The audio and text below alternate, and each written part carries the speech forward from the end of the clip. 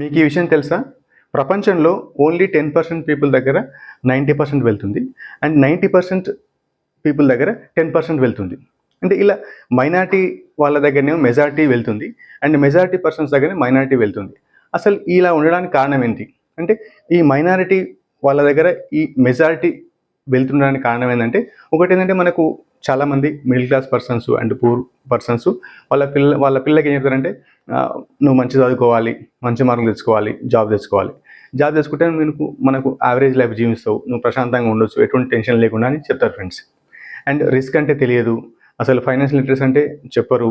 And risk తీసుకుంటే నువ్వు business చేస్తే నష్టం వస్తుందని చెప్తారు. కాబట్టి ఇలా కావడం వల్ల middle class and poor students దగ్గర వాళ్ళకు చాలా వరకు ఏంటంటే, వాళ్ళ పేరెంట్స్ ఏం చెప్తారో అదే మన బ్రెయిన్లో అనేది ఫీడ్ ఉంటుంది. అలా ఫీడ్ ఉండడం వల్ల ఫ్యూచర్లో రిస్క్ తీసుకోవడం చాలా భయపడతారు.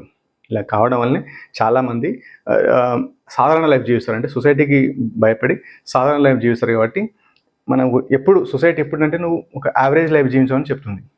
ఒకవేళ మనం ఈ యావరేజ్ లైఫ్ నుంచి బ్రేక్ చేయాలి అంటే మాత్రం మనము ఆ మైనారిటీ వాళ్ళ దగ్గర మెజారిటీ వెల్త్ ఎందుకుంది అని మనం రివర్స్ థింక్ చేస్తే, మనం కూడా వాళ్ళ మైనారిటీ వాళ్ళలాగా మనం థింక్ చేసి మనం కూడా లాంగ్ టర్మ్లో మనం కూడా బిజినెస్ చేసి ఎక్కువ వెల్త్ క్రియేట్ చేసుకోవచ్చు.